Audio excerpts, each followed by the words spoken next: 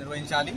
రవాణా సంస్థల్లో రైతులకు ఈ చట్టంలో ఉన్న అంశాలు అదేవిధంగా రాబోయే రోజుల్లో చట్టం ద్వారా రైతులకు సమస్యలు పరిష్కరించడానికి ఉన్న మార్గాలను మనం చాలా వివరంగా చెప్పాలనుకుంటున్నాం. ఈ యొక్క కార్యక్రమాన్ని ఇందులో మనం ఇప్పటికే రంగారెడ్డి జిల్లాలో కూడా సుమారు 27 మండలాలు పూర్తి చేసుకున్నాం. ఈరోజు కందుకూరు మండలంలో కూడా నిర్వహించుకోవడం జరిగింది.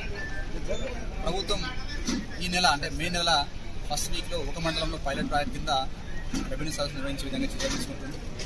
దాని తర్వాత జూన్ ఫస్ట్ వీక్ నుంచి అన్ని మండలాల్లో రెవెన్యూ సదస్సు కండక్ట్ చేసుకునే విధంగా అందులో ఈ చట్టం ద్వారా మనకు ముఖ్యంగా తప్పుల సవరణ అంటే ఉన్న రికార్డులో తప్పుల సవరణ మనం చూసినప్పుడు ఎక్కడికి మీటింగ్ వెళ్ళినా కూడా సార్ నాకు రికార్డు ఉంది కానీ నా పేరు రాలేదు, లేదా నా యాక్సిడెంట్ తక్కువ పడ్డది, లేదా నా యాక్సిడెంట్ తక్కువ పడ్డది, ఇట్లాంటి కంప్లైంట్స్ వస్తూ ఉన్నాయి.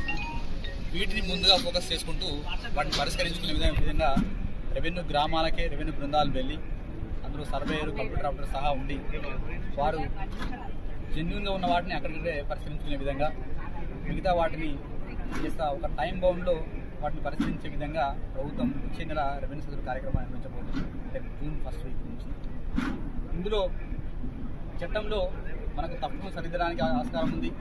దాని తర్వాత రొటీన్గా జరిగే అమ్మకాలు, కొనుగోలు, వారసత్వ మార్పిడి ఇతర మార్గాల ద్వారా వచ్చిన హక్కుల రికార్డును సులభంగా రెవెన్యూ రికార్డులోకి నమోదు చేసుకోవడానికి అవకాశం కల్పించింది. అందులో కూడా డీసెంట్రలైజ్ అంటే మండల స్థాయిలో